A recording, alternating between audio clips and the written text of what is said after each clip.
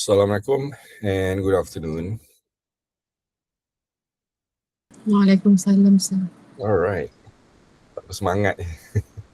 But anyway, as we already mentioned and discussed lah, starting this seminar 3 onwards, sampailah seminar ke-7,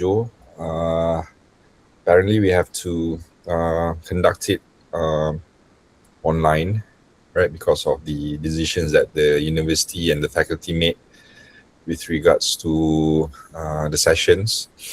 So kita kena oblige and follow je lah sampai seminar 7. And then for the final seminar, seminar 8, then we're gonna do the face-to-face session. Cuma seminar 8 tu, seminar yang terakhir tu is basically our final assessment punya time lah for the 2 hours. Alright, so for today, we're gonna continue with the lecture. So last week, ataupun last seminar, we have discussed about topic number 3 for the financial ratios. So after the financial ratios, we went through some of the instructions for the group assignment. Even though at the end, the group assignment tu, I update a bit in terms of the instructions. So please refer to the instruction of the assignment via my guru. Not the ones I showed you in class, but yang tu, like I said, that was like last year's punya. So the updated 2026 was uploaded dalam Future. So refer kat situ, the types of ratios that you have to go through, the details of the things that you have to complete as part of the reports, and then in terms of the rubrics as well lah. Ada rubric juga kat dalam tu in terms of the written report and also for the video presentation. Okay, so that's topic 3. So kita dah buat topic 3 and then I've given the instruction for the group assignment as well. So dah 30% dah habis lah tu. Now we move on to topic 4. And topic 4, as I mentioned at the very first kita punya kelas, I dah beritahu topic 4 ni will be included in your individual ataupun your first test. Okay, test 1 akan masuk topic number 4 together with the cash flow statement from topic number 2. Okay, so this is another part yang penting jugalah. So in the topic number 4, financial forecasting and planning, you have 2 statements that we have to prepare. Number 1 is called the cash budget. And then the second one is actually called the pro forma statements. Okay, cuma method of forecasting ni kita gunakan the method dipanggil sebagai percent of sales method. Okay, percent of sales, and the statement that we're going to prepare is called pro forma statements. Okay, so these are the 2 things that we're going to go through today. So kita ada 2 jam untuk hari ni. So the first half kita akan discuss more on the cash budget. So maybe it's the second half. Dia tak equal lah, dia bukan sejam-sejam. So I think the balance 40-45 minutes tu kita akan allocate for the pro forma statement. So the first part tu slightly longer sebab cash budget ni panjang sikit steps. Okay. So the 2 things I already mentioned, the outcomes you kena tahu macam mana nak buat cash budget, and secondly to prepare the pro forma. And both in a nutshell is actually documents ataupun statement yang kita prepare in advance. Okay, kita prepare something yang belum berlaku lagi as a form of forecasting ataupun planning. Right, for ratios for example, bila kita buat last time, those actually analysis for past performances. Okay, performance yang dah lepas kita analyse in terms of ratios. So untuk hari ni, we're gonna do statements for the future. Okay, something yang yet to happen. Right, so this one tak payahlah, kita go straight lah I think. For the first document, which is the cash budget. Okay, so the name cash budget itself actually representing the nature of transactions that we're going to record. We're just going to focus on transactions that relates with cash movement sahaja. So anything yang non-cash, okay, sorry, for the non-cash kita akan exclude from our records lah, okay, from our transactions. So in the cash budget, we're going to look at two main components, okay, which is number one, the inflows, all the incoming funds ataupun incoming cash, and second is the outflows. Okay, so we're going to record two parts initially. All the inflows kita akan record lah. Transaction melibatkan sales, revenues, if we have investment in form of dividends, we're going to record everything in inflows. And then second part, we're going to record all the outflows. Okay, all the transaction yang duit keluar lah. We have to make purchases, we have to to do operating expenses, we have to pay all the salaries and wages, admin expenses, selling expenses and so on lah. So semua yang duit keluar kita akan record dalam outflows. Right. Among the key features that we're going to see in the cash budget, even though in normal statements, data that we record is actually spent for 1 year. Dia punya duration lah for one statement. Okay, so for cash budget pun sama juga sebenarnya, is covers for 1 year. However, instead of we lump everything in one amount for the whole year, we're going to divide it into smaller intervals. Okay, so selalunya kita akan pecahkan dia on monthly basis. Okay, so meaning even though we're going to prepare for the whole year cash budget tu, tapi selalunya kita akan pecahkan lah January, February, March up until December. Okay, so from there we can pinpoint sebenarnya in which particular months that perhaps the company might suffer in terms of cash issues. Okay, sebab when we have this monthly detail in terms of the cash flows, kita boleh plan lah sama ada when they are in the cash surplus position, okay, ada lebihan excess, or deficit. Deficit ni insufficient lah, if they have insufficient cash. So both scenarios needs to be dealt with by the management. So management kena tahulah if they have surplus, what kind of action then that they can take. Selalunya when we talk about surplus, management can think of in terms of what investment they should do with the cash surplus. Yes, but remember these are all cash yang tak pakai surplus ataupun excess. So if they have consistent amount of cash consistently available for them, not being used appropriately, so selalunya kita boleh recommend lah for investment.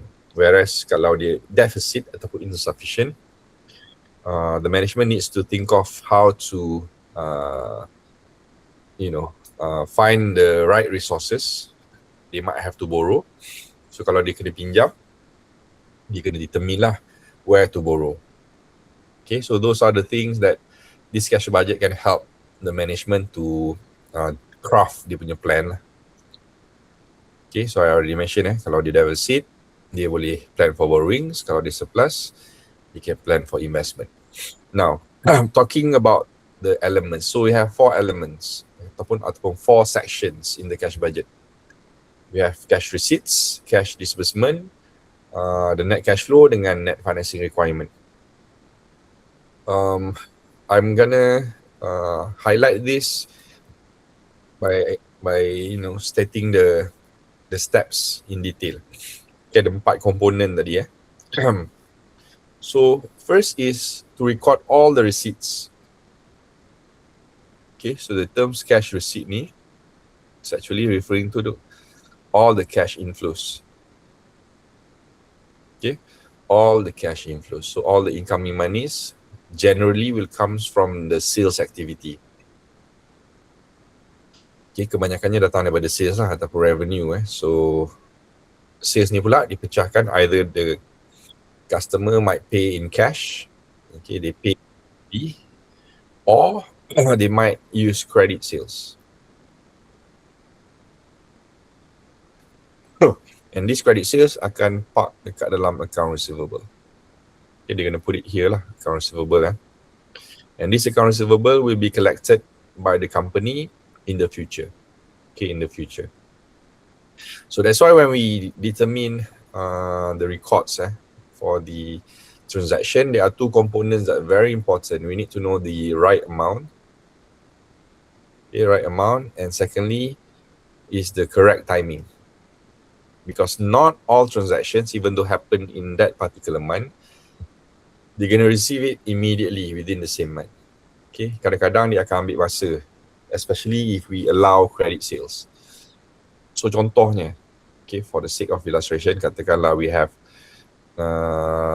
bulan apa lah, senang bulan Januari dengan bulan Februari lah. Katakanlah we have sales happen in Jan. Okay, 100,000, 100k. Okay, in January, the company do sales 100,000.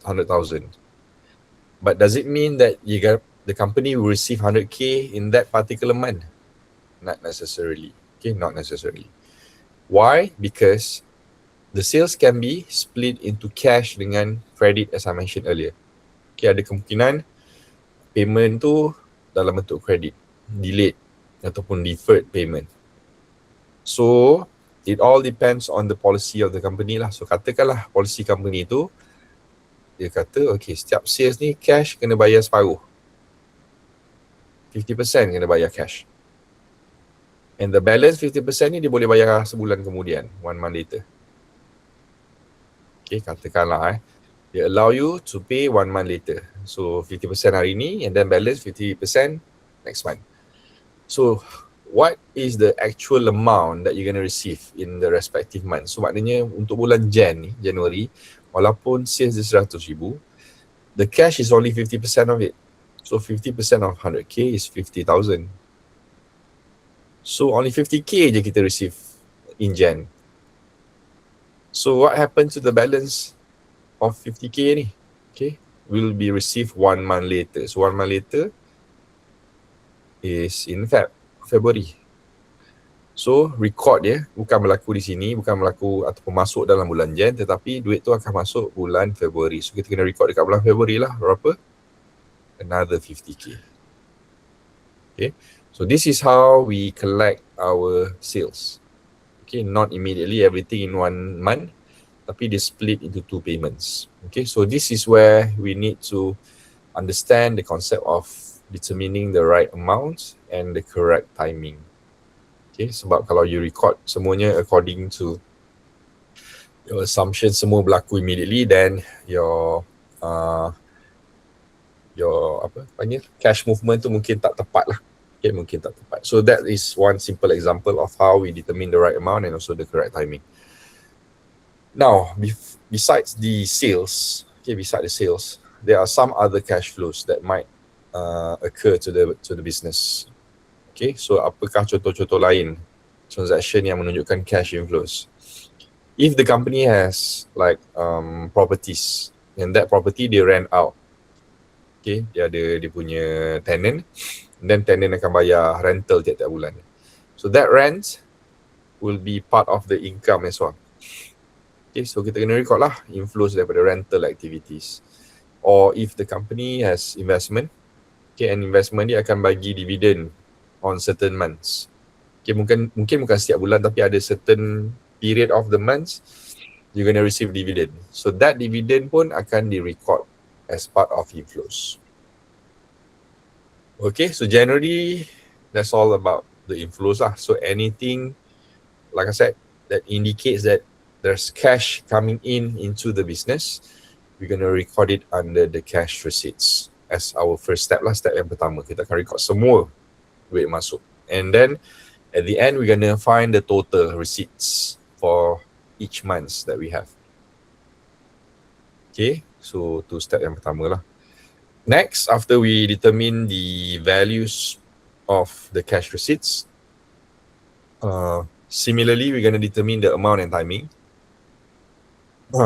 of the cash disbursement. And disbursement, as I said, this is cash outflows. Okay, ni semua duit keluar lah. Okay, semua duit keluar. And normally it comes in few forms, among others purchases. Okay, purchases ni termasuklah dia punya payment sebab similar like sales, purchases pun sama. There are some moment that the firm beli barang from the supplier, but instead of they pay by cash, they might get credit as well. So maknanya dia dapat opportunity untuk bayar secara anzuran contohnya on installment basis 2 or 3 times. Then the payment tu pun akan staggered, dia akan pecah. It's not everything happen on in one month.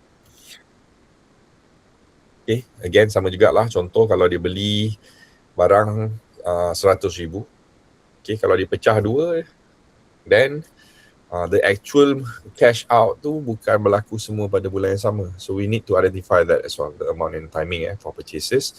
And on top of purchases, any other expenditures yang lain. So operating expenses ni termasuklah salary, apa lagi ya? If they have rental kena bayar, utilities, selling expenses. Okay, so all of these akan masuk dalam operating expenses. Okay, and on top of that, the capital expenditure lah. Capital expenditure ni includes investment on assets. So meaning they purchase lah. They purchase new fixed asset, usually fixed asset, including machineries. They might buy new vehicles. They purchase new system. All of these involve cost kan. So this capital expenditure will be recorded in the cash disbursement as well. So in short, every cash outflow, okay, every cash outflow, you're going to record in step number 2. So we have 2 parts, all the inflows, second part, all the outflows. So once you dah identify all of these items, inflows and outflows, step number 3 is to find the difference. Okay, cash inflows minus cash outflows to get the net cash flow. So net cash flow ni adalah the net movement. Okay, so if the inflows is more than outflows, you're going to receive a positive net cash flow. Okay, tapi kalau your outflow is more than your inflows, basically you're gonna receive a negative net cash flow lah. So maknanya you spend more than you earn. Okay, so that's step number 3. So step number 3 ni, net cash flow ni, it's actually part of step number 4. So that's why selalunya step 3 and 4 ni I will combine the steps. Okay, so I'm going to start this here dekat net cash flow ni. I combine je cash reconciliation ni. So maknanya I akan start dengan cash receipts, cash disbursement, and then cash reconciliation. Cuma dalam cash reconciliation ni dia ada 5 items that you need to remember lah. Dia start dengan net cash flow, the difference between inflows and outflows, and then usually I'm gonna add the beginning cash balance. So beginning cash balance ni basically cash carry forward from the previous month. Okay, cash carry forward Okay, from previous month, daripada bulan sebelumnya. Right, obviously last month akan ada balance of transactions of cash, and that value akan dibawa ke bulan depannya lah, and becomes the beginning cash balance. Okay, so we add the beginning cash balance together with the net cash flow. We're gonna get the ending cash balance. So beginning ni basically duit awal bulan, beginning balance. Dan bila kita dah ambil the total changes, then at the end of the month, we're gonna get a new balance. So that's why bila dia positive net cash flow ni, our ending will be higher. Okay, our ending cash balance will be higher lah sebab kita dapat extra cash. But if our net cash flow is negative, there's a possibility of our ending cash balance to be reduced. Okay, berkurang lah sebab terpaksa top up dengan additional expenses that you have to pay. So your ending will become lower. So that's the implication kalau you ada negative net cash flow lah. Okay. So once you've done the ending cash balance, maknanya duit di hujung bulan, you gonna minus minimum cash balance. So minimum cash balance ni is like a reserve. Apa specifically cash reserve. Some company akan set, okay, certain amount of money to be put aside as a reserve. Okay, dia tak guna untuk apa-apa, just as a panggil apa, as an emergency fund. Okay, so dia katalah, okay, our company ada requirement RM50,000. So meaning at any point of time, you should have 50,000. So you can do the rest for whatever you want, tapi 50,000 tu kena sentiasa ada. And because of that 50,000 minimum requirement tu, kita kena put aside. So that's why bila ending balance duit tu, kita kena letak ataupun tolak minimum cash balance tu at one side, and selepas dah tolak minimum cash balance tu, barulah kita tahu sama ada company tu ada surplus ataupun deficit. Okay, and this would be the final cash position lah. So at the very bottom of your statement, okay, you akan tahulah sama ada your company is in surplus position ataupun deficit. Okay, so those are the 4 steps ataupun 3 steps you want to call it, macam mana nak prepare and develop the cash budget. So dari segi format dia ikut structure ni. So maknanya dia akan start dengan title dia, nama company tu dengan nama statements, and then we're gonna split it in sections. So section 1, cash inflows. Second section, cash disbursement. And then the third one, cash reconciliation. And then that's it, kita akan dapat sama ada di surplus ataupun deficit. Few considerations ataupun few items that you have to aware of. Okay, yang paling penting kat sini yang ni. Okay, the non-cash expenses, mana-mana yang bukan cash, example like depreciation, sebab as you all know, depreciation ni dia tak melibatkan actual cash movement. Okay, dia hanya appear dalam accounts, menunjukkan okay, value kereta sebelum ni 100,000, now they reduce to 90,000. So ada reduction of 10k, contohlah, from 100k to 90k. So ada 10,000 pengurangan. Okay, so that depreciation of 10k will not be part of our cash budget, sebab penurunan 10,000 tu bukan bermaksud 10,000 tu keluar cash. No, cash tu tak bergerak, hanya nilai je yang turun lah, and because of that we don't record depreciation. Okay, so kalau ada pun information pasal depreciation in the question, so please ignore. You can exclude and ignore that and do not put it in your statement. Okay, itu je lah some of the information. Walaupun every semester I guess akan ada depreciation punya amount dalam soalan. Okay, so it's just a bit untuk you sama ada termakan bit tu ataupun tidak lah. So don't termakan umpan untuk menulis depreciation in your answer. Okay, right, in the notes ni ada example, and the example a complete example dengan all these additional information and assumptions. Cuma lepas tu dia ada solution, the step by step solutions. Okay, so untuk ni you can go through this on your own. Okay, nanti bila I dah explain macam mana nak buat, then you can try this, and bila you dah try jawab, not looking at the solution yet, you jangan tengok ni, you just buat based on the information ni, and then you can compare your answer lah dengan the steps and the final answer kat sini. Right, and since benda ni dah ada dalam notes, I will not go into details macam mana nak buat.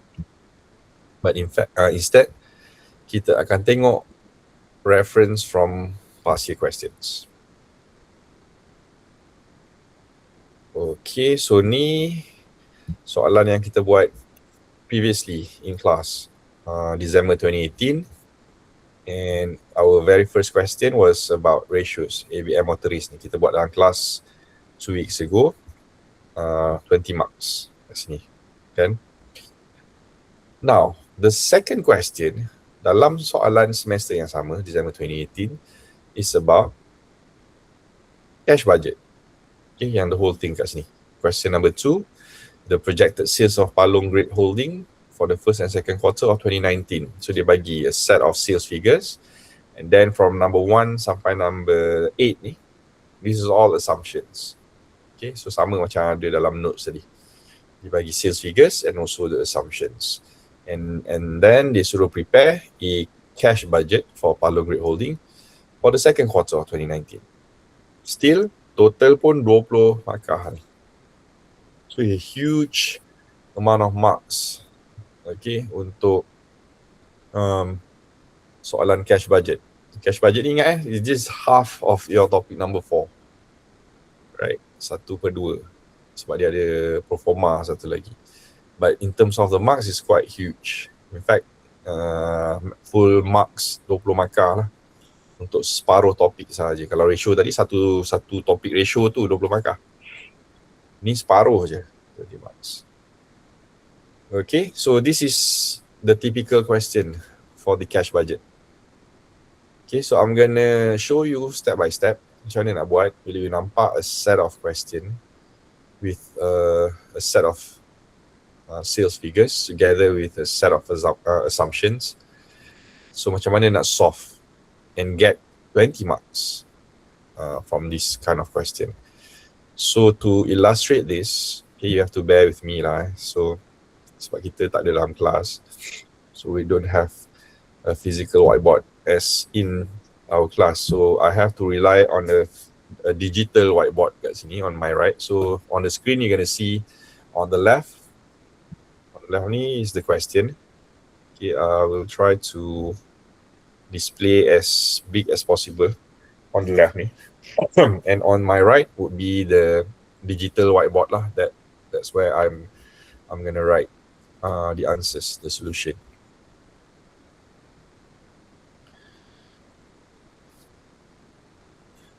Okay.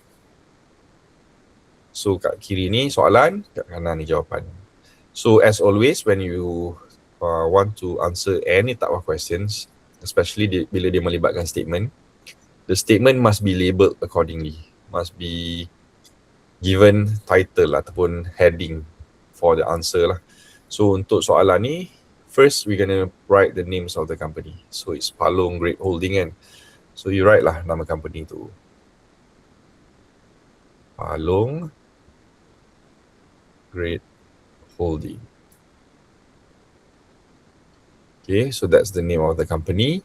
Next, we're gonna write the statement. So untuk soalan ni, kita kena prepare cash budget kan. So kita tulislah cash budget for, okay. So kita kena tahu adakah dia document for the whole year ataupun untuk certain quarters. Okay, untuk soalan ni, the question specifically asks, prepare a cash budget for Palong Great Holding for the second quarter of 2019. So, kita hanya perlu buat second quarter je lah. You don't prepare for the whole year. Okay, sebab some of the assumptions mungkin tak appear dekat dalam kita punya soalan kan. So, cash budget for second quarter of 2019. Okay, 2019. And since the figures have long amounts, ada banyak decimals, ada banyak zeros kat sini, usually I would like to add the decimals on top. Okay, so that I don't have to write in full the zeros tu.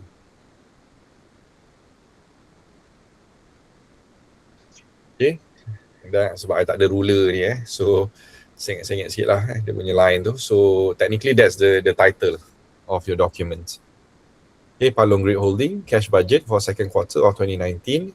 And then the value semua is in ringgit Malaysia, thousands.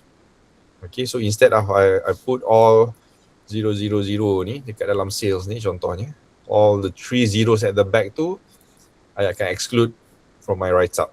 So hanya tulis the first 4 numbers sahaja. Okay, so that's how we start and prepare to answer. Now, remember the components, the elements, kita ada 4 kan, walaupun kita dah combine 3 dengan 4 tu, so technically we have 3. And we're gonna start with number 1. the cash receipts. Okay, so all the inflows we're going to record in the cash receipts. And the question asks us to prepare for the second quarter kan. So second quarter you kena tahulah bulan apa tu second quarter kan. So you know first quarter, a quarter means 1/4 ataupun 1/4 daripada setahun. Setahun ada 12 bulan. So 12 divided by 4, we have 3 months. So each quarter we're going to have 3 months. So meaning from first quarter, we know the first 3 months will be January, February, March. Okay, so second quarter akan start from April.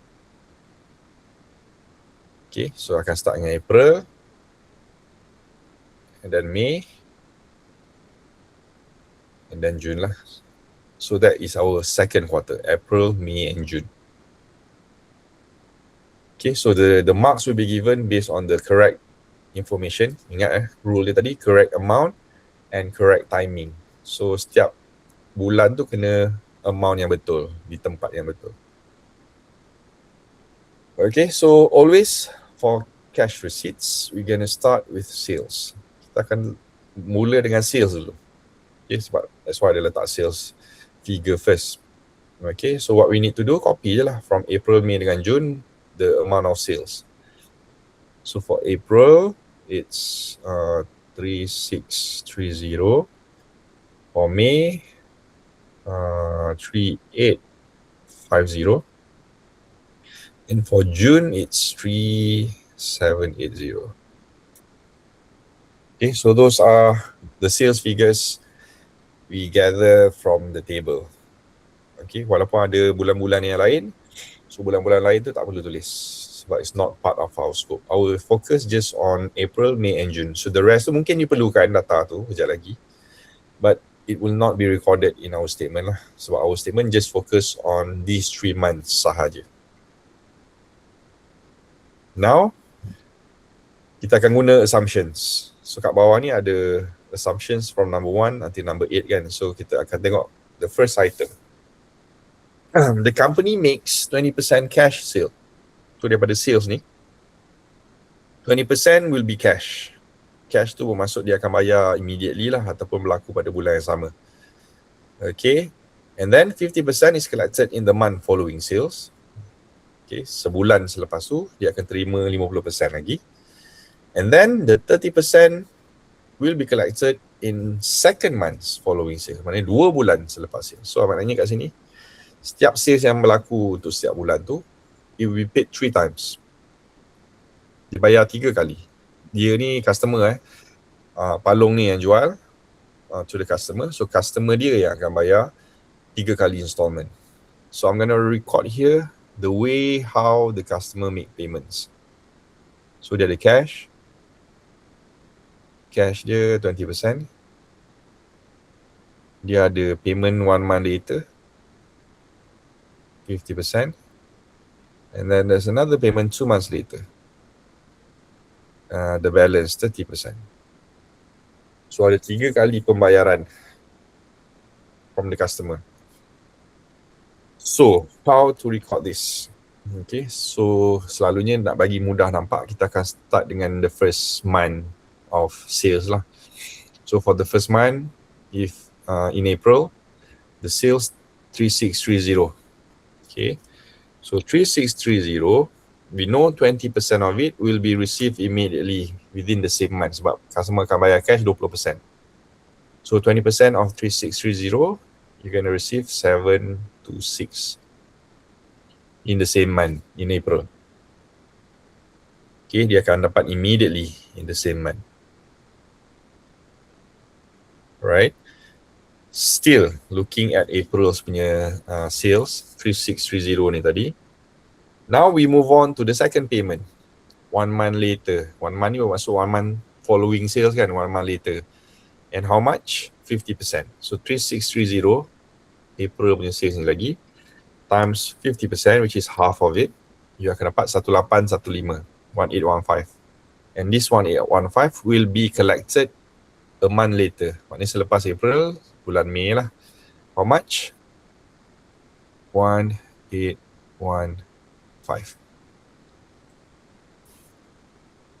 Okay, so we're going to record it in May, which is 1 month after April. Okay, how much? 50%. Okay, so bila you combine dua ni, dah 70% lah. 70% of the payment. So we left with 30 more percent. Ada 30% lagi daripada 3630 ni. So 3630 times 30%, you left with 1089. That's the balance lah, 1089. And when you're going to receive this 1089, you akan terima 2 months after April. So 2 bulan selepas April adalah bulan Jun. Berapa tadi? 1089. So you're going to record 1089 in June. Okay, so that's how we record according to the timing and also obviously according to the amount lah, 20, 50 and 30%. So kita baru complete 3 data, 3 data points. Okay, remember we have 3 months, then we have 3 payments kan. So 3 by 3, technically we need to complete 9 data points. Ada 9 data that we need to find. And so far kita dah buat 3 This is all based on April sales. So dah habis April, kita move on to the next month, which is May. May sales dia 3850. Similar approach, 3850, 20% kita akan collect immediately. So 3850 times 20%, you're going to record in the same month, 770. Okay, 770. And again, 3850 times 50%, you're going to get 1925. And this 1925, kita akan record 1 month later, which is in June. So 1925, kita akan record in June. So technically, okay, again, sama approach 1925 plus 770 ni, bila you combine, it give us about 70% of our sales. So kita ada 30% lagi. So sepatutnya 30% akan diterima 2 months after May, which is in July. Okay, which is in July. So sepatutnya 30% kita akan record in July lah. But since July is not part of our scope, we will not record anything lah in July. Tak payah kira lah. Kita leave it. Ataupun we're gonna stop sampai June sahaja for May punya sales. Okay, now kita dah ada 5 data points. So 4 more to go. So satu lagi yang mudah dekat sini lah bulan June. June cash 20%, so 3780 times 20% is 756. 756. So for June, data point kita dah complete, dah ada 3. Okay, so we left April 2 data points and May 1 more data point. So this is where the concept of overflow.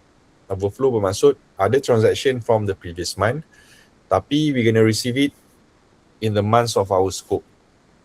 Okay, April dengan May ni ada momen yang kita akan terima daripada payment ataupun payment from customer from the previous month.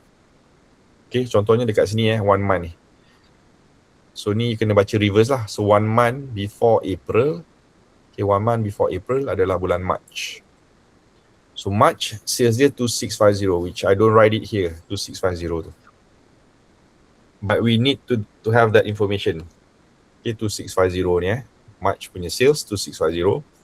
And 50% of it kita akan record dekat sini. So it's about 1325 kita akan record in April. Okay, I recap kenapa kita record dekat April. Sebab transaction of sales tu berlaku in March. Okay, so 20% dia akan terima bulan March, but 50% after March dia akan terima in April. So that's why 50% ni kita kena darab dengan March punya sales 2650 to get the 50%, which is 1325. Okay, and similarly 2650 ni kalau kita darab dengan 30%, which 2 months later, kita dapat 795. That 795 kita akan record in May. Okay, ingat sales in April, sales in March, 20% dapat bulan March, 50% bulan April, 30% bulan May. So you nampak lah dia punya pattern macam tu payment dia 3 kali. So that's why even though sales berlaku di luar kita punya scope, but the actual money received in the month of scope. That's why kita panggil the concept of overflow tadi. So dia akan masuk kat dalam kita punya statement lah, walaupun sales berlaku di luar scope kita. So we left with one more data. Data bulan April, 2 months. So maknanya 2 bulan sebelum April, bulan Februari, 2.6 million. Okay, 2.6 million ataupun 2,600 darab 30%. So we have 780. So 780 kita record kat sini lah. Okay, 2.6 million times 30%, it's 780,000. So 780,000. And that's complete our data point. Ada 9 3, 6, 9. And that's technically completes our number 1 juga. So nombor 1 tu dah settle lah. Dia dah fulfill assumption number 1. Yes, ada soalan. Doktor, sorry, saya terlepas sikit tadi. Untuk yang dapat 780 tu dapat daripada mana? Kita tengok balik reference dia. Bulan April, kita tengok 2 months. So maknanya 2 months before April, bulan apa? Bulan Feb kan? Bulan Februari. 2 bulan sebelum April. So our sales for Feb was 2.6 million. 2,600 lah kalau kita tulis kat sini 2,600. Darab 30%. Then you should get 780.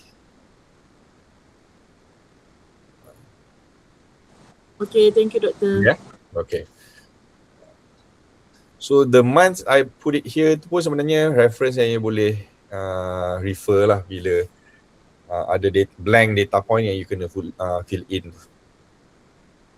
Okay, so pretty much that's the sales activities that we have from item number 1. Okay, next, selepas dah record all the sales together with the payments of ataupun collection of the sales tu, I would suggest you to browse through from items number 2 sampailah yang terakhir ni, ada tak element of cash inflows yang lain? Okay, duit masuk lah kalau ada So for example, kita baca yang number 2, purchases, okay, and payment. So purchases and payment bukan duit masuk, ni memang duit keluar lah sebab nak kena bayar kan. So number 2 is not cash receipts. Number 3, the company pays. Okay, ni lagi payment, which is expenditure lah, bukan. Selling expenses. Okay, expenses pun bukan receipts. Tax repayment. So this is again not receipts. Bought a new machines. Number 6 ni bought new machines pun bukan receipt sebab dia belanja ni, duit keluar. Number 7, interest is payable. Pay pun bukan duit masuk juga. And number 8, beginning balance, minimum balance. So ni untuk cash reconciliation lah. So ni bukan transaction. So tak ada. So untuk soalan ni, there's no more indicators for receipts. So maknanya duit masuk kita sampai sini je lah. Sampai sini saja. And I would like to suggest untuk underline juga sales punya figure ni. So transaction sales ni kita underline juga. Okay, kenapa kita underline? I tak nak you include the sales figures ni dalam total. Sebab next ni kita akan cari total cash receipts. Okay, kita akan recordkan semua total cash receipts setiap bulan ni. So we're gonna add yang ni je. Daripada sini sampai sini je. Okay, yang atas ni jangan campur. So 726 plus 1325 plus 780. So you have 2831. So 2831 dekat sini. 770 plus 1815 plus 795. So 3380 kat sini. Then 756 plus 1925 plus 1089.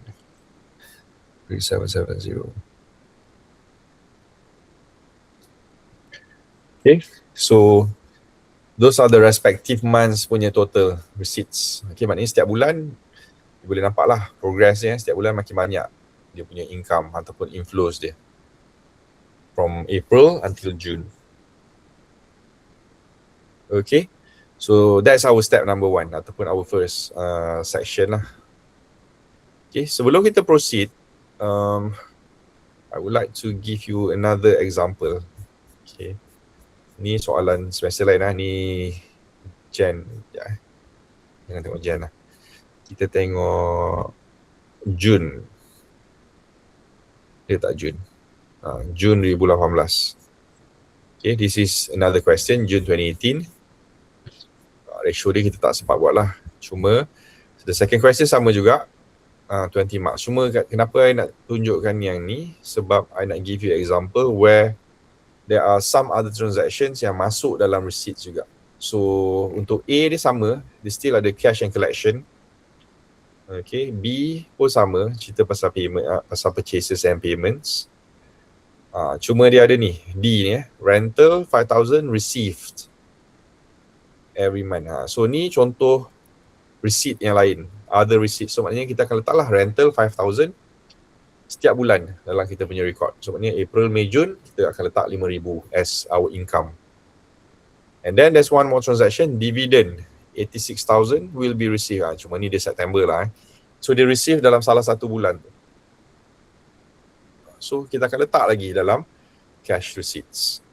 Okay, kat bawah daripada sales. So sales and then kita ada cash 1 month, 2 months kan. And then after that you put rental and then you put dividend bawah tu. And then baru you total kan.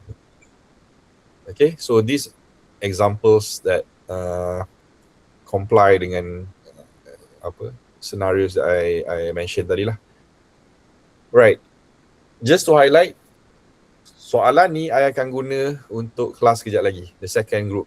Okay, I have 2 groups in the afternoon. Your group 2N and then later 2M. Okay, so I'm going to use this example, okay, untuk record dengan group 2M kejap lagi. So if you want to know the answers, okay, katakanlah you rajin, you nak buat exercise soalan ni June 2018, then bila dah video I dah upload, nanti you boleh tengok lah, right, the solution for June 2018 based on that group punya exercise. Okay, but for you guys, kita go back lah. Kita go back to December 28. Ada soalan ke? Tengok kat YouTube lah. Semua videos, to be honest with you, I have 4 groups, tapi I pecahkan pagi dengan petang lah. Pagi tu program, I tak ingat program apa, FBA 262. You all finance kan? So finance, Islamic banking petang. So 2N and 2M. So you just tengok videos either 2N ataupun 2M lah. 2N tu your group, obviously. And then untuk solution untuk soalan-soalan yang lain, you boleh tengok dekat 2M. Okay, and all ada dalam my YouTube. Okay, tengok je lah nanti bila I dah upload lah. So coming back to this, untuk soalan ni tak ada cash receipt yang lain. So kita stop dekat sales punya transaction lah. Okay, then we have this total cash receipts. Now, next kita akan record number 2, cash disbursement. So kita akan record semua disbursement yang ada. Okay, and for disbursement, we're going to start with purchases. And these purchases in the second statement, dia beritahu are 60% of sales. So we know the amount is 60%. Okay, but there's one more statement. And these purchases are made 1 month before the sales occur. Okay, itu assumption yang kedua. Dia beritahu sales dia berlaku sebulan sebelum the sales. Okay, purchase dulu and then bulan depan baru jual. Pretty much that's what it meant lah. Okay, dia beli bulan sekarang. Sekarang bulan apa? In real life bulan Mei kan. Kalau beli bulan Mei, dia akan jual in June. Okay, so the purchase occur 1 month before. So now we have to do in reverse. Kita nak buat purchase in April. Okay, purchase in April. So we know the amount is 60% of sales. Cuma nak tahu 60% of which months punya sales. Okay, ingat purchase berlaku sebelum sales. purchase berlaku 1 month before sales. And we are doing purchase in April. Maknanya kita beli bulan April. So meaning, if you want to use the sales figure, kita kena guna sales figure sebulan kemudian. Okay, sebulan selepas April would be May lah. Bulan Mei. So maknanya 3850 ni, the May's unit sales, 3850 times 60%, then you're going to get 2310. Okay, 60% of the next month's punya sale. Remember, we purchase first in April, then we sell it 1 month later in May. Cuma bila kita nak record ni, kita buat dia reverse. Okay, we do it in reverse lah. So maknanya in May, kita kena refer sales bulan June. June is 3780, 60%. So you have 2268. Okay, 2268, the May's punya purchase. And for June punya purchase, we have to refer to July punya sales. So July punya sales tak ada kat atas ni. You have to refer back to the table lah. So July, 3.9 million. Okay, 60% of it is about 2340. So 2340 is the purchase for the month of June. Okay, so cukup 3 bulan yang kita nak. But bear in mind, there are possibilities that we might have to calculate purchases untuk bulan-bulan yang lain because of the concept of overflow nanti. Okay, kenapa overflow? Sebab the payment is not cash. Payment is made equally in the 2 months after the purchases. So maknanya tak ada cash. Dia hanya bayar delay ataupun deferred payment equally 2 kali. Maknanya kalau 2 kali equal, maknanya 50-50 lah, 50-50 dalam tempoh 2 bulan selepas purchase. So dia akan bayar sekali 1 month later, 50%, and then the second payment 2 months later, another 50%. So dia bayar 2 kali, 2 months. Right? So meaning, if the purchase happen in April, 2310 ni tadi,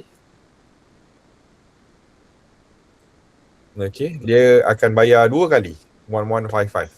Okay, 1155 tu, dia akan buat payment tu 2 kali in 2 months subsequent sales. So maknanya dia akan bayar sekali in May and another one in June. Okay, how much? 1155. Dia akan bayar 2 kali.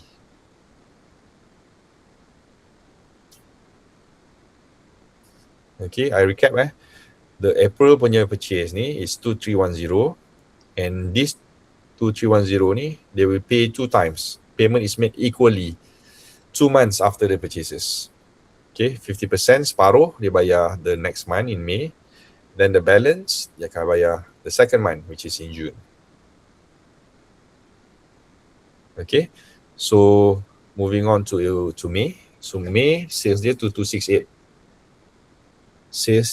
Purchase 2268, and then 50%. 1134. So sepatutnya dia akan bayar kat sini sekali 1134 in June, and supposedly there's another payment in July 1134 juga. Okay, but again sebab di luar of our scope, we don't have to record kat sini lah.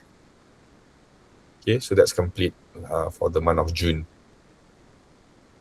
So similarly, we have 3 data points that we have to complete.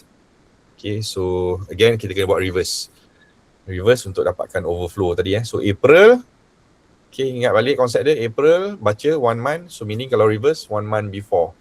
So 1 month before April is March. Okay, March. Cuma data yang diberi dalam table March ni adalah sales. We don't have March punya purchase. So we have to calculate March punya purchase. So March punya purchase adalah based on April punya sales.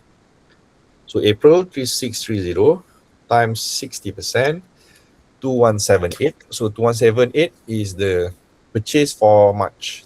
2178. Okay. Technically sepatutnya ada kat sini lah. 2178 purchase for March. Okay, tapi I tak tulis lah. Okay, 2178. And this 2178 will be paid 2 times. Sekali in April, sekali in May. So 2178, 50%, it's 1089. So we're going to pay once in April, 1089, and another one in May, another 1089. Okay, nampak pattern dia? Dia sebab dia 50-50 sama kan. So kat sini appear, sini pun appear. So sepatutnya sini satu lagi dekat bawah ni, Julai. So we left with one more point, which is 2 months before April. So 2 months before April, 2 bulan sebelum April, bulan Februari. Okay, bulan Februari. And again, kita bukan tengok sales kita tengok purchase. So purchase in February happen, sales dia in March, sebulan selepas. So March 2650. Okay, 60% of it, you dapat 1590. So 1590, 50%, it's 795. So 795 sepatutnya sekali dibayar in March, 795. And the second payment akan bayar in April, 795. Okay, and that completes kita punya B ataupun number 2. Okay, so technically memang number 2 ni purchases dengan payment ni adalah the most complicated part dalam cash budget. If you pass this section, yang the rest tu sebenarnya quite straightforward and quite easy. You shouldn't get many wrongs lah dekat bahagian cash disbursement yang lain. Okay, sepatutnya sebab yang lain tu pretty much straightforward sebab dia fix amount ataupun dia one off amount. So contohnya contoh. Number 2 dah sudah, kita buat number 3 pula. Company pays 35,000 for wages. So we're going to record wages kat sini. How much? 35,000. So I'm going to write 35 je lah. 35.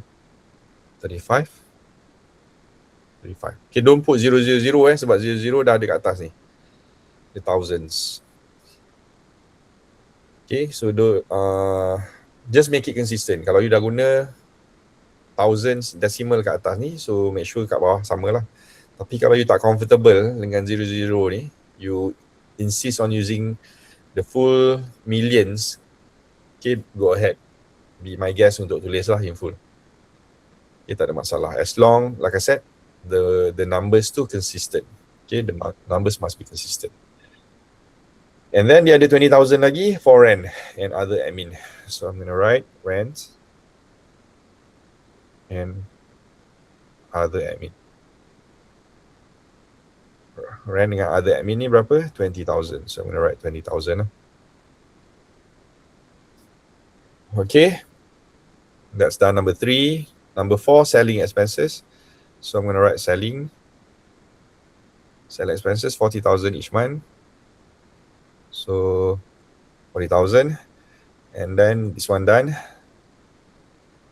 And then tax repayment. Tax repayment 30,000 beginning. So sekali je. So I'm going to write tax. Okay, tax repayment 30,000 beginning of the quarter. So bulan April sajalah. So May and June tak ada. Okay, and then there's one machine bought in May. Okay, 70,000. So dia beli mesin baru. 70,000 bila May. So sekali je dekat bulan May. Yeah, so April dengan June, I put another dashes sebab dia tak ada value untuk April dengan June. And there's a depreciation 200.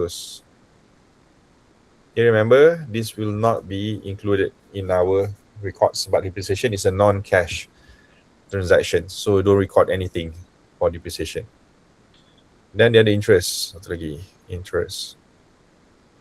Interest berapa? 15,000, again payable at the beginning. So bulan pertama je lah, 15,000. So no transactions for May dengan June. So this one done. Number 6, number 7 also done. Okay, and then bila you nampak je information about beginning balance, minimum balance, this is for cash reconciliation. So maknanya cash disbursement dah habis. So kita boleh totalkan lah. For total cash disbursement. Okay, kena totalkan lah. And again, sama macam sales, I would strongly encourage you to underline the purchases. Kita underline ni supaya kita tak double counting lah. Amount tu. So 1089 plus 795 plus 35 plus 20 plus 40 plus 30 plus 15. So 2024. Okay, and then 1155 plus 1089 plus 35 plus 20 plus 40 plus 70. So you get 2409. And lastly, 1134 plus 1155 plus 35 plus 20 plus 40. So you have 2384. Okay, so you can see in a glance that the receipts is overpowering the disbursement. Amount dia lagi besar kan. Yang receipt lagi besar daripada disbursement. Then we can somehow predict lah. Okay, this company we're going to have access, okay, for their cash. Okay, so nombor 1 dah buat, nombor 2 dah buat. Then we move to the third section, which is cash reconciliation. Okay, cash reconciliation ni format dia kena hafal. Nak tak nak kena hafal lah, sebab receipt dengan disbursement kita tengok soalan je. But for cash recon, we have to record accordingly. So we're going to start dengan net cash flow. Okay, remember net cash flow is the difference between receipts dengan disbursement. So maknanya total 2831 minus 2024. So you get 807 dekat sini. Okay, 2831 minus 2024 for April. For May, 3380 minus 2409. So you have 971 kat sini for May. And for June, 3770 minus 2384. So you have 1386. So that's the net cash. So maknanya duit masuk, tolak duit keluar, ada lebihan 800,000, 971,000, 1.39 million lebih kurang. Okay, and then format selepas net cash flow, we're going to add, we're going to plus beginning balance. Okay, beginning balance. So beginning balance untuk soalan ni is 80,000. Right, format untuk beginning balance is either they use beginning balance or they tulis ending balance from the previous month is 80,000 contohnya. So kalau dia ending balance from previous month, dia akan carry forward for this month.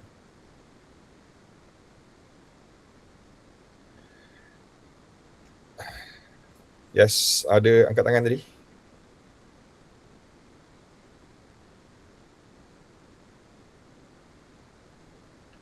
Okay, so after you get the beginning balance, you add with the beginning balance, we're going to have ending balance.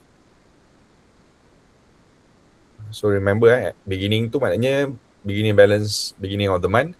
Kalau ending ni, ending at the end of the month. So kita tambah je lah, 807 plus 80, it becomes 887. So this 887 will be ending for that particular month lah, which is April. So 887 ni akan di carry forward pula pada bulan Mei. Dia akan carry forward lah. So akan jadi beginning for Mei pula, 887. So 887 plus dengan 971. So it becomes 1858. Okay, and this 1858 akan carry forward lagi ke bulan depannya. 1386. So it becomes 3244. Okay, so the amount becomes bigger and bigger lah. It's pretty much due of their power ataupun extremely strong total net cash flow dia lah. Okay, bila dia ada ending balance, kita akan minus satu lagi, minimum balance. Minimum balance adalah the reserve that the company set. So dalam soalan ni, the minimum balance is 20,000. So kena tolak 20,000 lah setiap bulannya. And from there, baru kita akan tahu sama ada dia surplus or deficit. Okay, kalau bracket tu deficit lah dalam case ni, it's very obvious it will be positive amount. So 867 tolak 20, 1858 it will be 1838. And 3244 it becomes 3224. And that is the surplus amount that they have. Okay, amount dia besar, dia ada banyak cash yang lebih. Cuma soalan ni tak suruh kita komen lah. Never ask us to comment. So in general, kalau dia suruh kita komen, we can see that the company Palung Great Holding ni should allocate some of the cash surplus ni untuk invest somewhere else. Sebab dia ada lebihan cash yang banyak ni, daripada 867,000, 1.8 million, 3.2 million. Okay, so maybe kita boleh suggest, okay, starting from April sampai June, dia letak 500,000, 500,000, take out from the cash account, and then move into any types of investment lah, short term basis, yang boleh bagi returns. As simple as recommendation, letak dalam FD. Letak dalam FD boleh dapat 4%. Cuma 4% tu per annum lah. So 4% tu akan generate returns based on that 500,000. So lah. So dapatlah dalam dekat RM1,700 setiap bulan kalau dia simpan dalam FD lah. Yes. Sorry sir, yang kat bawah sekali tu tadi saya tulis apa yang Surplus ataupun deficit. Surplus ataupun deficit lah. Yang macam ni. Ni tadi. Ni. It's either surplus. See. Sekejap tengok. I reshare balik kejap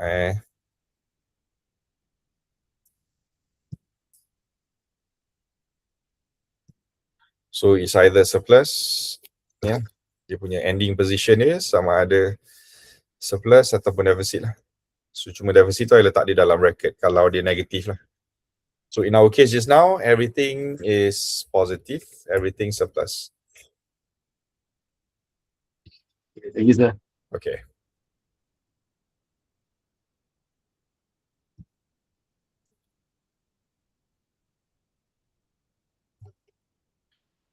Okay, I cuba besarkan lah kat sini sebab space dah tak izinkan tadi So bawah ni deficit katanya. Ni.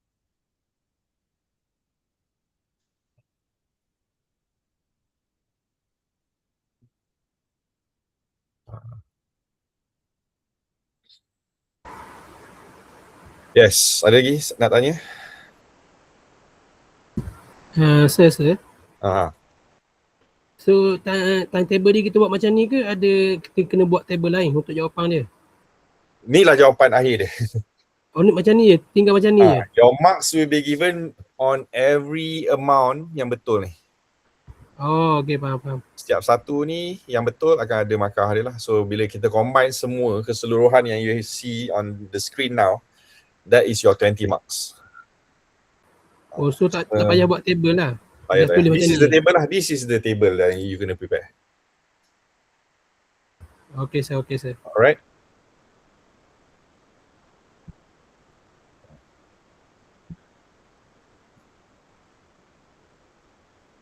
Kalau dalam tu tadi, cuma ni dipecahkan 3 section kan. So ni atas sekali, ni bawah dia, disbursement, and then this is the third and fourth step lah, dia reconciliation kan. So kalau tadi you perasan, I tak buat yang ni I tak buat. This one, I share je kat sini sebab sama je kan, dia replicate buat 2 kali kan. So I just straight go to number 4 lah, cash reconciliation. Cuma ni dia ada borrowing sebab dia ada deficit, dia ada bulan yang deficit. Okay, tapi in our case tadi semua surplus kan. So dia just beginning, ending, minimum, and then dia ada excess deficit. Dia guna excess ataupun surplus deficit lah.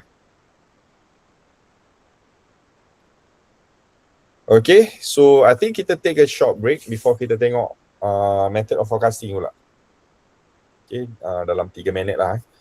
Kita break kejap je for the second part.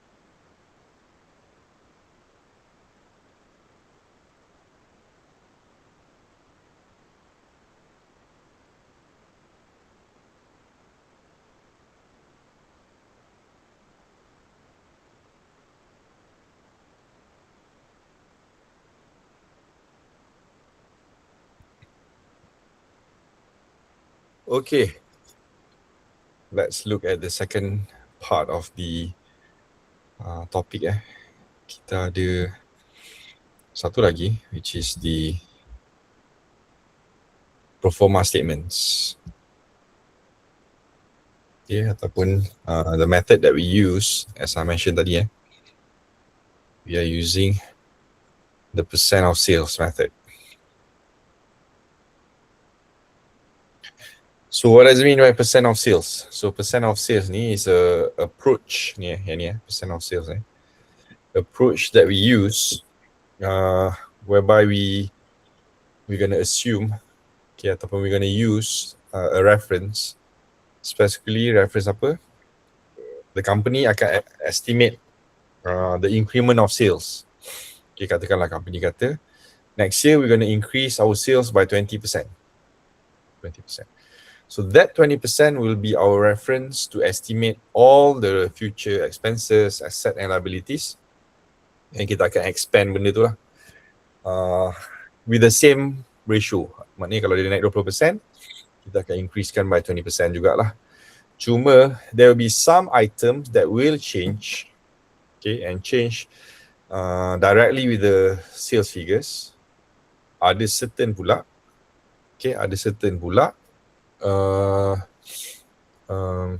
will remain constant, akan tidak berubah. Okay, so the way we estimate kejap lagi, I will explain it and segregate it according to categories. Okay, kita akan pecahkan by category lah.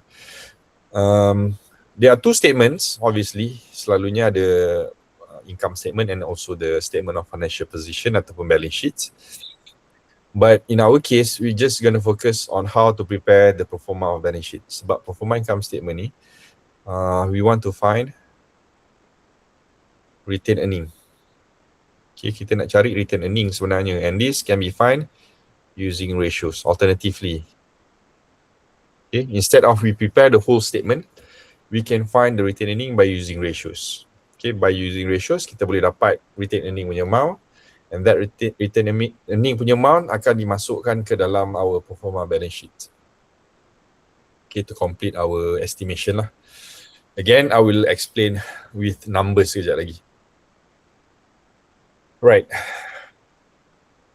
As I said, we use the percent of sales method. Maknanya kita akan assume there will be sales growth. Okay, ada perubahan dari segi salesnya. From this year to next year. So bila kita naikkan target sales kita next year, it comes with cost. We need to invest. We need to increase our assets. So bila kita increasekan our assets, okay, from accounting point of view, bila you naikkan asset, obviously your liabilities and equity akan naik juga. Okay, so the next question would be, when we invest, we need investment, where the money comes from. So ada dua source kat dalam ni. It's either the spontaneous source. Okay, spontaneous is basically internal lah. Internal sources. Okay, kalau non-spontaneous pula, this is all external sources. External sources. So that's why spontaneous ni selalunya kita boleh tengok dia dalam current liabilities. Okay, all items dalam current liabilities except for notes payable. Okay, notes payable tak masuk dalam spontaneous. Why tak masuk? Sebab notes payable ada dalam non-spontaneous. Okay, so recap balik apa maksud notes payable. Notes payable ni adalah short term loans. Short term loans. So short term loan ni dapat daripada mana? Daripada bank selalunya. Okay, and the bank is considered as the external source. Sumber daripada luar. Okay, so that's why notes payable dia masuk dekat non-spontaneous ataupun external source lah. Okay, and this external do not vary with sales. So maknanya dia tak bergerak dengan sales, dia tak berubah dengan sales. Selalunya for our estimation, we gonna keep it the value constant, tak berubah. So dalam long term debt tak berubah, equity pun tak berubah, together with notes payable. So untuk external selalunya akan ada notes payable. ada long term debt, LTD, and then selalunya dia ada mungkin preferred stocks and common stocks. Okay, these are the 4 possible non-spontaneous financing. Okay, sebab kalau equity ni dia ada satu lagi, return earning. Okay, and return earning will change. Okay, will change. Yang ni semua remain constant. Tak berubah. So that's why they do not vary with sales. Kecuali return earning. Okay, kalau tadi for spontaneous semua akan berubah kecuali notes payable yang akan remain constant. Tapi kalau untuk equity dia satu item je lah yang lain, which is return earning. Okay, so when we do pro forma statements ni, okay, as I said kita nak estimate berapa investment diperlukan. And from the investment that we need to know where's the fund comes from.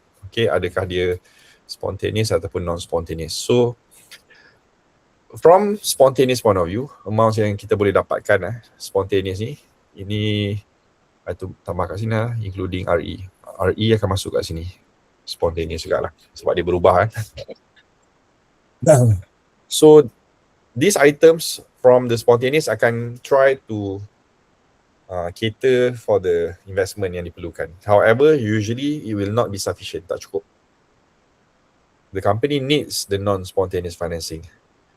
Okay, so in order to get that amount tu dipanggil sebagai additional funds needed. Okay, this is basically comes from non-spontaneous lah. Comes from non-spontaneous punya financing. So it's called SAFN. AFN will be our balancing figure lah. Figure yang akan membalancekan kita punya account tu kejap lagi.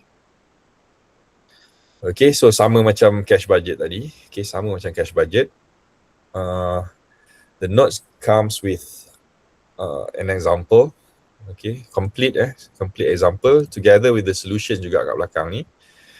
Alright, but again to illustrate, I will use a different set of questions so that you boleh dapat banyak sikit variation, and from there you boleh nampak banyak exercise lah. So untuk contohnya example ni dia dah bagi for legacy Berhad ada 25% increment. Okay, so this is your starting point. Always start dengan mencari berapa persen dia punya sales growth. So untuk soalan ni 25%. So bila dah tahu 25%, okay, and then dia ada bagi assumption dekat belakang ni, right, and then we're going to prepare by planning to increase the sales by 25%. So kita kena naikkan lah item-item yang terlibat. Dia adalah information mana yang kena naikkan by 25%, with what are the exceptions. Okay, ingat tadi exception dia adalah all yang non-spontaneous, yang external tadi. Some debt, notes payable, common stocks, kecuali returning. Ini je yang berubah. And for income statement, dalam ni dia tunjuk a full set of income statement. Okay, tapi in our case, we just need to find this. Kita nak cari new return earning sahaja. So, for us, in order to get new return earning, kita kena gunakan this part, which is to estimate using ratios. So, ada ratio 12%, ada ratio 60%. So, what are the ratios ni? We need to know the net profit margin. We need to know DPR. So, dua ratio ni kita kena tahu in order for us to get the new return earning. Okay, kejap lagi I explain lah. But somehow these two ratios kita dah belajar in our previous topic. Dalam topik financial ratios ada net profit margin from profitability ratios. And then kita ada DPR, dividend payout ratio dalam market ratio. Okay, but again, kalau memerlukan macam mana nak kira, sebab ni dia bagi kan. There's a possibility yang dia tak bagi. So to find net profit margin, formula dia adalah net profit bahagi sales. Okay, so this is the formula for net profit margin. Ni ada dalam topik sebelum ni, cuma I recap balik kat sini. For dividend payout ratio, DPR, formula dia adalah dividend divide by net profit. So if the question doesn't give us the ratio directly, we might have to find ourselves the net profit margin dengan dividend payout ratio. Okay, sekejap lagi I explain in detail. Okay, so kita try tengok soalan tadi kita buat December 2018. Okay, cuma untuk soalan-soalan proforma ni, kita kena cari soalan-soalan yang lama. Okay, so bear with me. Soalan yang ada antaranya I'm going to use untuk your group ni December 2015. So that's senang ingatlah, tadi I guna December 2018. Now it's December 2015. Okay, and 2015 ni dia ada dekat question 4, question 4B.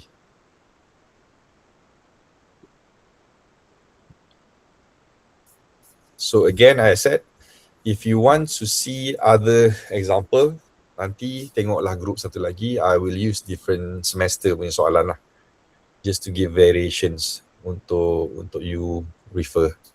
Okay, but for us, kita tengok ABC Manufacturing ni lah. Question 4B.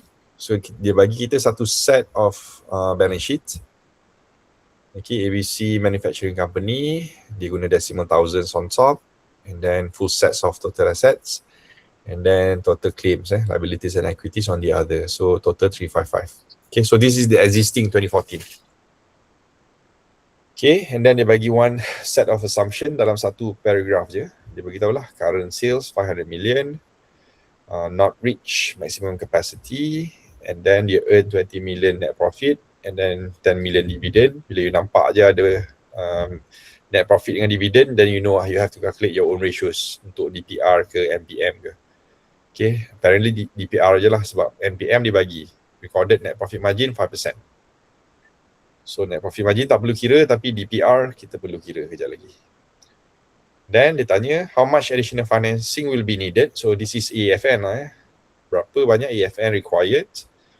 If the sales expand, they expect to expand it to 720 million. So maknanya originally 500, dia nak naikkan ke 720 for 2015. So for the following year, sales dia naik daripada 500 ke 720. So the question, dia letak dalam bracket, construct a pro forma balance sheet for 2015. Okay, ni instruction dia lah sebenarnya untuk soalan. Prepare ataupun construct a pro forma balance sheet for 2015. Remember, pro forma ni adalah estimation yang belum berlaku. So dia bagi kita current 2014, dia suruh kita estimate untuk 2015. Okay, sama macam konsep tadi lah. So I'm gonna put side by side. Cuma yang ni tadi, palung ni kita dah settle. So I'm gonna erase lah palung ni tadi. So we're gonna focus on ABC Manufacturing.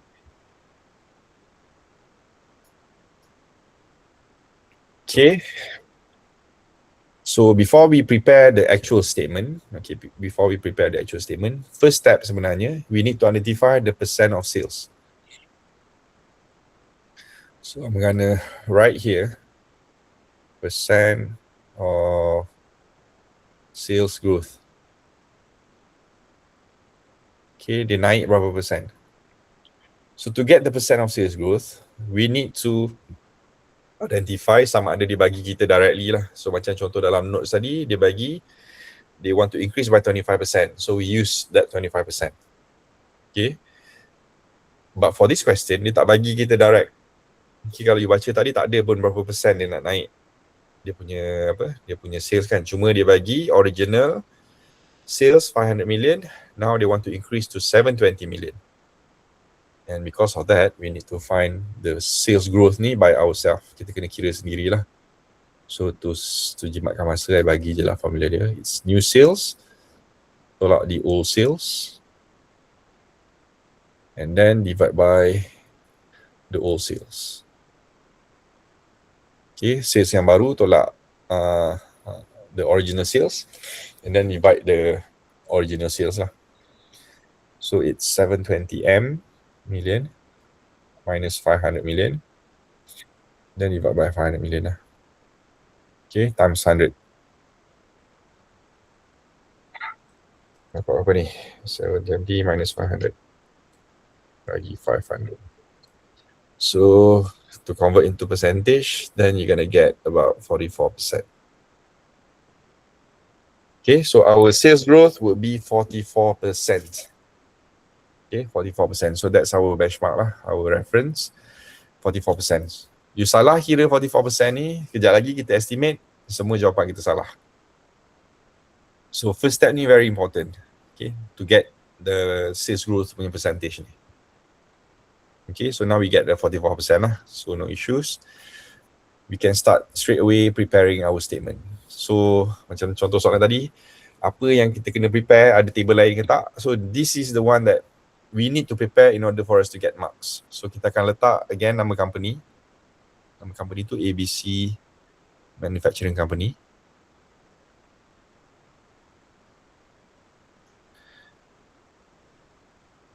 Okay, so this is the name of the company.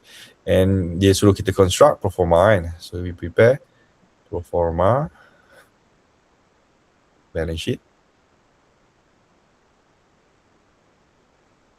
for 2015. Okay, and I'm going to use the decimal jugalah. RM thousands. Okay.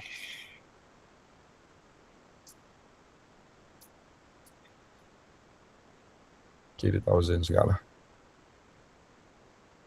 Okay, and this will be our title, and we're going to split it in the middle lah to differentiate asset liability ni kan.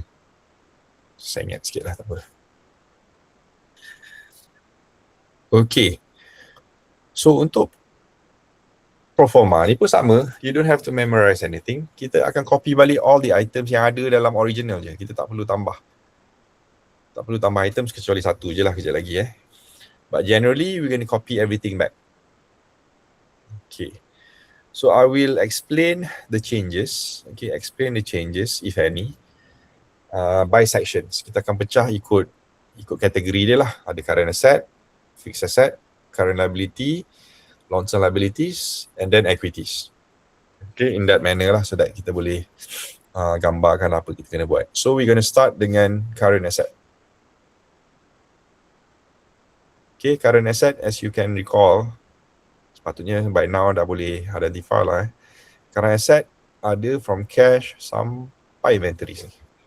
Okay, the first four ni adalah our current assets. And for current assets, what we gonna do, kita akan naikkan semua current amount ni, amount yang semasa ni, kita akan increasekan dia by the percent of sales growth. Meaning kita akan naikkan by 44%. Okay, meaning 45,000, kita akan naikkan 44%, it will become 64,800. Okay, 45,000 naik 44%, so our new cash will be 64,800. Okay, and then marketable securities from 41,000 naik 44%, it will become 59,040.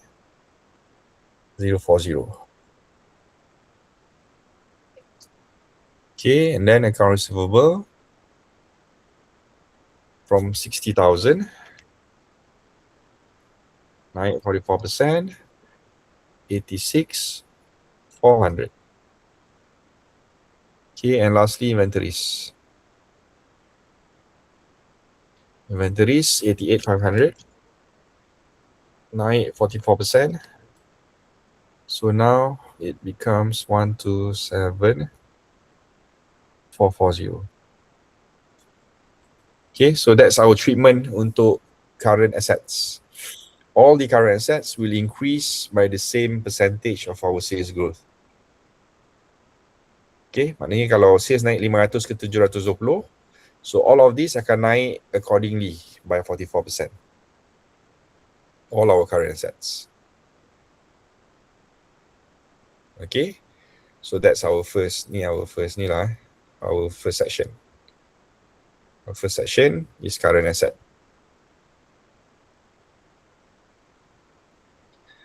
Tak boleh tulis belah kiri ni. But anyway. Next, number 2 is our fixed asset. Okay, fixed asset ada net plant dengan equipment ni je. Okay, so I'm going to write net plant and equipment dekat bawah ni. And then our original amount is 120,500. Okay, so untuk fixed asset, we have special rule. Okay, dia tak simply kita naikkan automatically. Okay, we will not increase it automatically. We might increase it, but it depends on condition. So what is the condition? Condition dia ni. Dalam assumptions, okay, dalam assumption, you kena cari satu keyword which is about the capacity. Ada perkataan capacity kat sini. Okay, capacity. Right, so there are two possibilities. So dalam soalan, dia boleh bagi kita dua possibility about the capacity. Okay, so the first one, the company's capacity has not reached maximum ataupun full capacity. Ni ada perkataan not ya. Has not reached. Dia tak sampai maximum capacity. So that's number one possibility. Secondly, dia akan kata the company has reached maximum ataupun full capacity. Okay. Sekejap, bear with me. I just nak tunjuk you comparison je. Ni ada satu lagi soalan untuk apa? Yang soalan ni I akan guna untuk grup satu lagi kejap lagi ya. So untuk soalan ni, alias Sdn Bhd, dibaca, ditulis kat sini, alias Sdn Bhd operating at full capacity. Ini dia at full. Dia dah operate at full dah. Okay, so this one operate at full. Yang kita punya soalan tadi, sorry.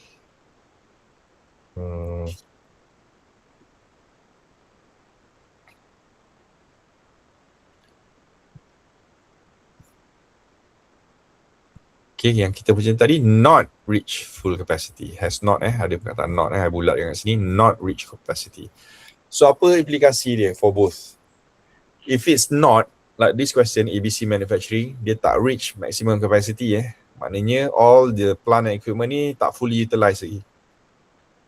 So kalau kita nak increase, okay, kita punya capacity tak ada masalah sebab dia tak reach full capacity lagi. So what's gonna happen?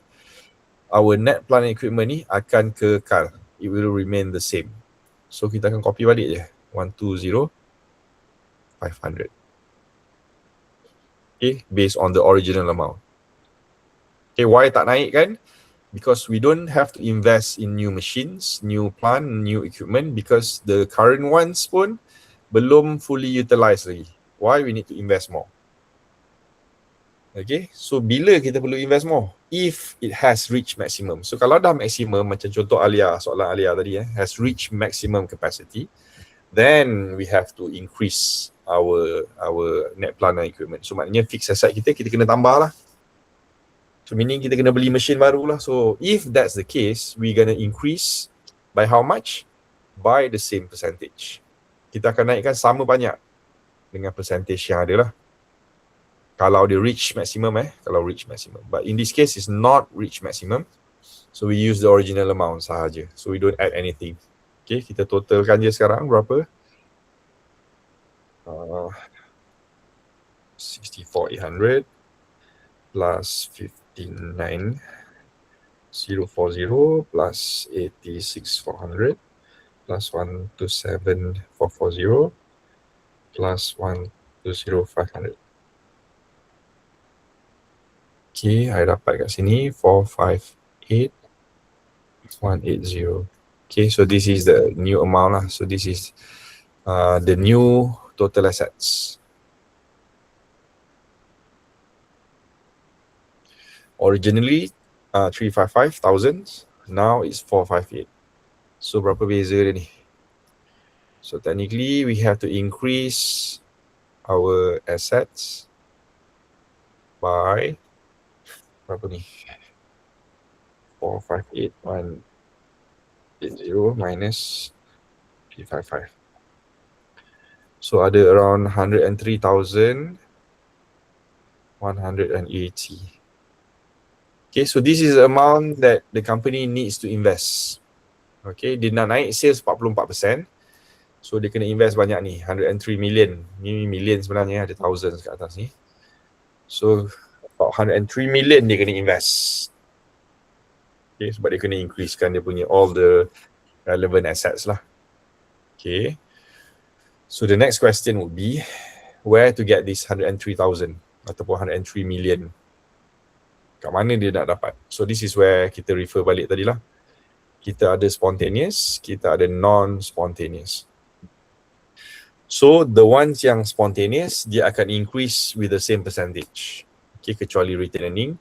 Yang non-spontaneous, kita akan remainkan dia. So meaning in your current liabilities, yang belah sini current liabilities, ada 3 ni.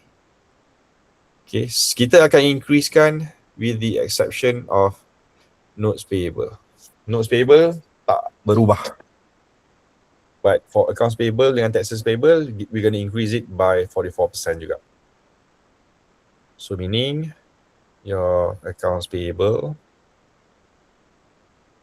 54,000, you akan naikkan 44%. So it becomes 77,760. Okay, and then notes payable. Okay, walaupun dia tak naik, jangan tak tulis pula lah. It is 30,000. Okay, 30,000. Kekalkan amount tu. Then we have taxes payable. 13,000, we're going to increase 13,000 by 44%. So it becomes 18,720. Okay, so notes payable ni je. Saya letak star kat sini menunjukkan amount tu kekal 30,000. Right? That's our treatment for current liabilities. For current liabilities, we're going to increase everything except for notes payable. Okay, notes payable is considered as external, as non-spontaneous. So non-spontaneous kita kekalkan. And then for our liability, long-term liabilities and equity, kita akan kekalkan kesemuanya kecuali retain earning. So retain earning ni je akan jadi different lah. Okay, dia akan jadi difference. So I'm going to write long-term debt dulu. Long-term debt 14,500 kekal. And then preferred stocks 75,000 kekal. And then common stocks 100,000 pun kekal. Okay, so now we have retain earning. Okay, remember retain earning ni, we need to get this information from our income statement, but we don't prepare our income statement. Okay, kita tak prepare. So kalau ikut ratio, we need to find new retain earning. Okay, kita kena cari new retain earning. So to get new retain earning, you kena ambil return earning yang original, RE0. And then you're gonna add dengan ratios. Ingat tadi ratio ada 2, net profit margin dengan DPR kan. So technically the formula is new sales, sales 1 is new sales, darab dengan net profit margin, darab dengan 1 minus DPR, dividend payout ratio. Okay, so this is the formula that you need to find in order to get our new retain earning. So our new retain earning bukan 68,500, it will be more. Sebab dia RE0, which is 68,500.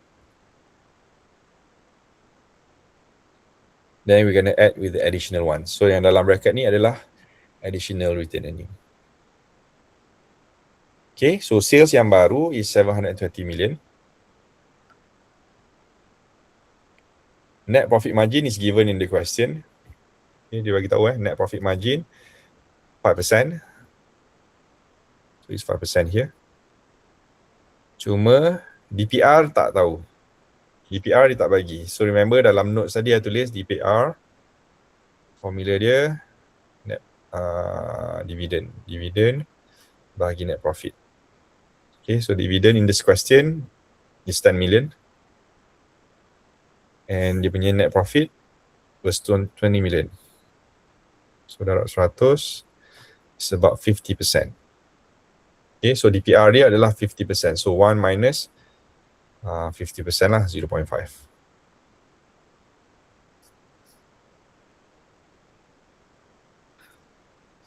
Okay, so berapa ni? So 720 million darab 5%, darab 50%, you get 18,000 tambah dengan 68,500. So the new return earning will be 86,500. Okay, and this 86,500 will be transferred here.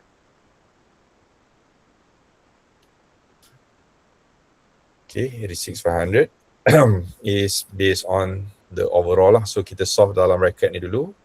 720 million darab 5% darab 1 minus 50, which is 50% juga. And then we plus dengan 68,500 the original return earning. So kita dapat new figure 86,500. Okay, so the one dalam bracket ni you dapat nanti 18,000 Dapat 18,000 kat dalam tu. So 18,000 plus 68,500, you get 86,500. So 86,500 transfer dekat sini.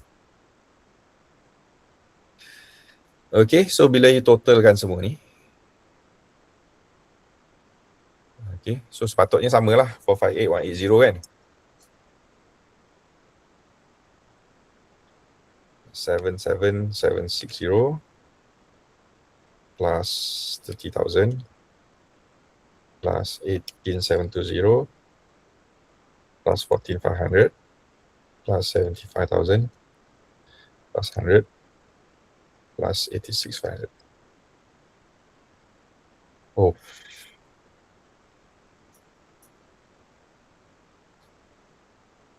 You dapat 402,480.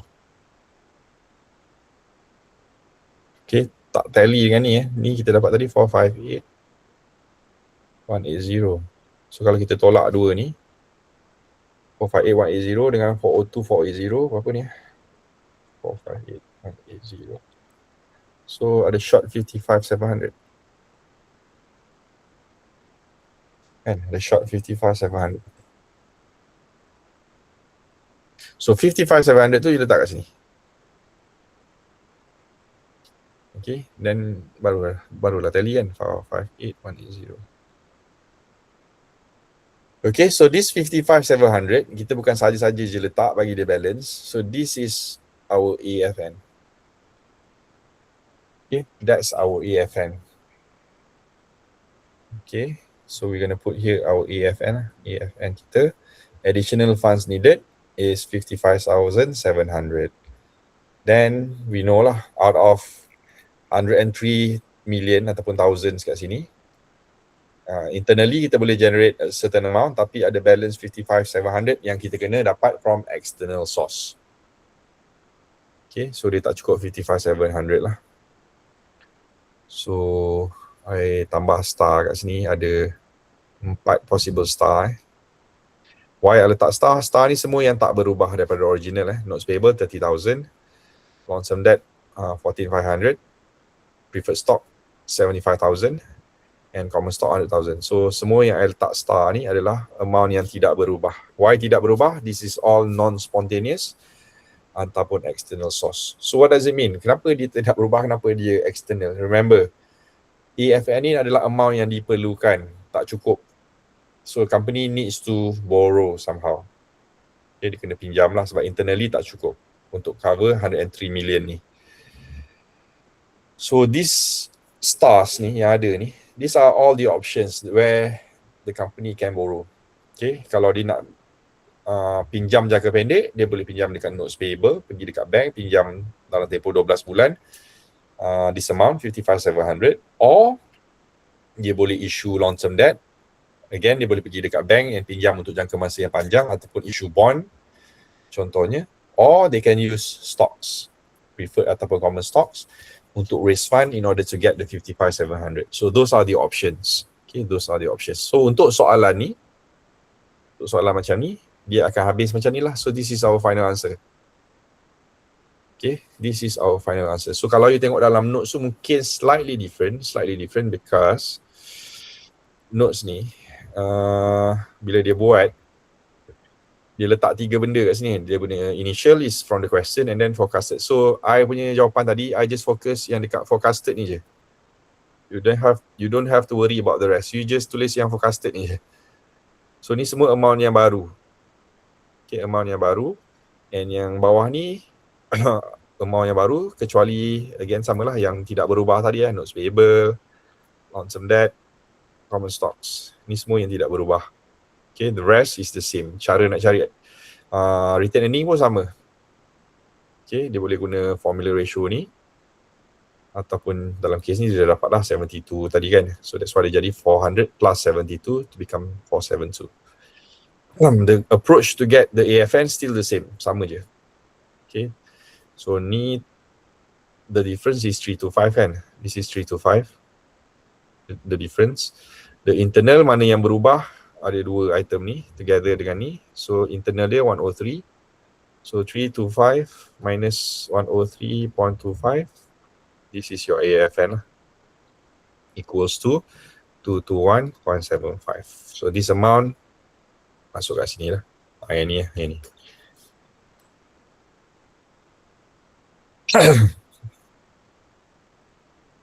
Okay, so this is the illustration that we have lah. So you tak perlu tulis pun initial dengan changes. So you just follow the forecasted amount sahaja.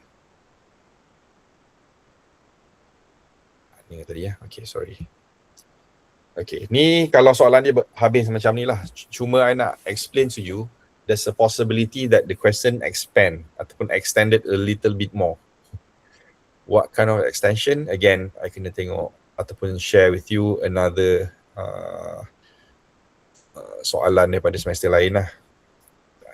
Ada tak soalan semester ni? Okay, soalan tak ada. Jan 2018 tak ada.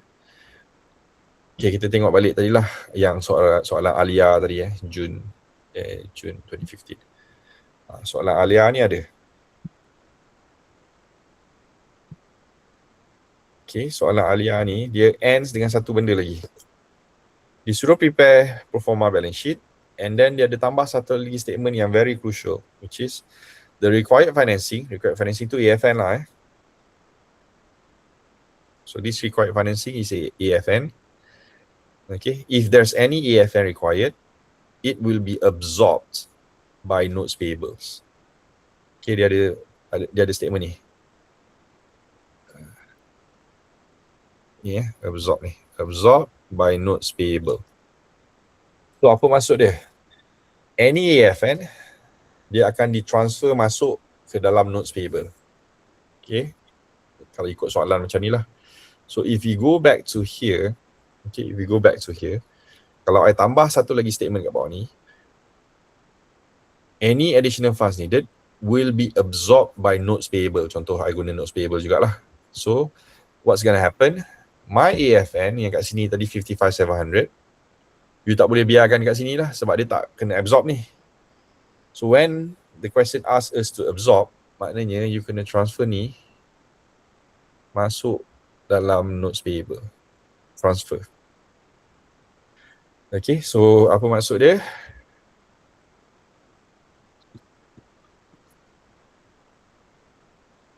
Okay, I'm gonna erase 80,000 ni. 30,000, sorry.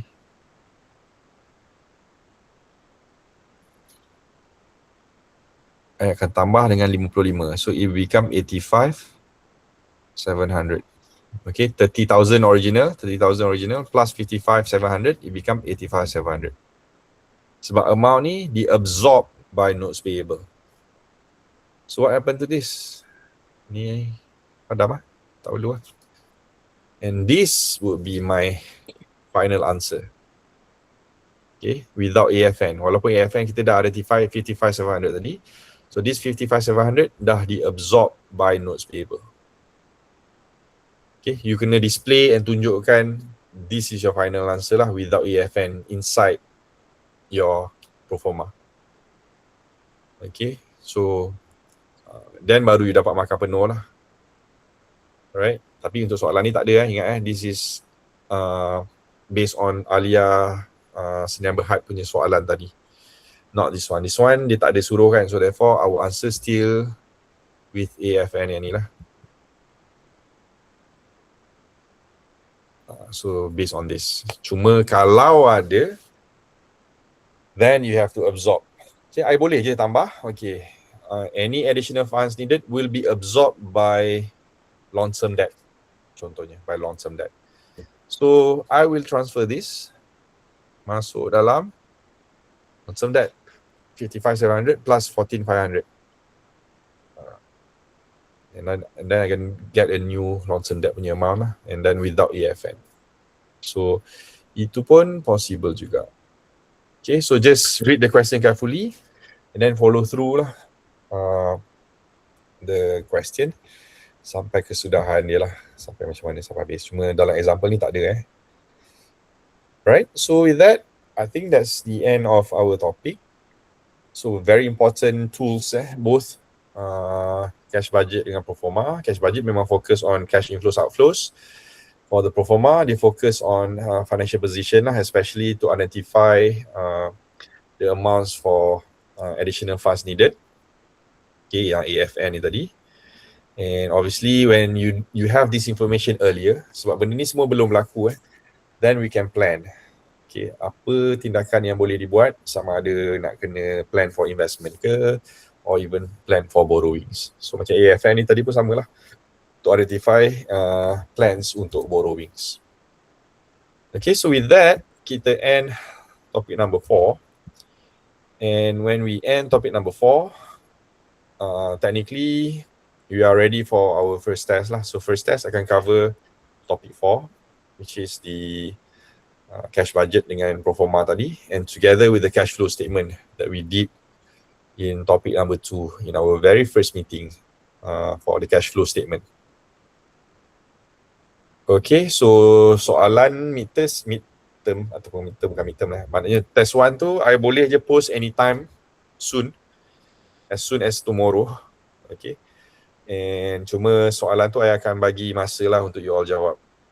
Okay, about 1 week macam tu lah untuk you jawab. So please browse through the YouFuture regularly, especially starting tomorrow. Malam ni tak adalah, mungkin malam ni tak sempat nak upload.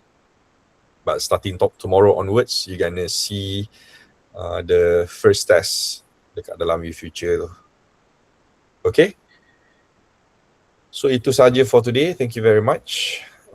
Again, I ulang, for this group, whatever yang kita buat tadi, semester December 2018 dan December 2015, respectively for the top cash budget dengan proforma tu, you boleh refer balik untuk video ni. Tapi kalau you nak tengok soalan yang lain, semester yang lain, please look at the other group 2M yang I akan buat kejap lagi lah. So group kejap lagi, I akan gunakan 2 set soalan yang berbeza for the cash budget and also for the proforma statements. Okay, so it's all up to you lah untuk utilize the references.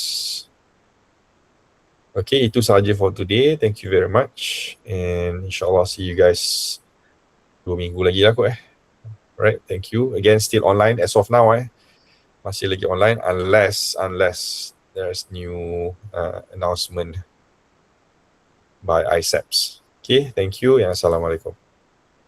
Waalaikumsalam. Thank you, sir. Thank you, sir. Thank you, sir. Waalaikumsalam.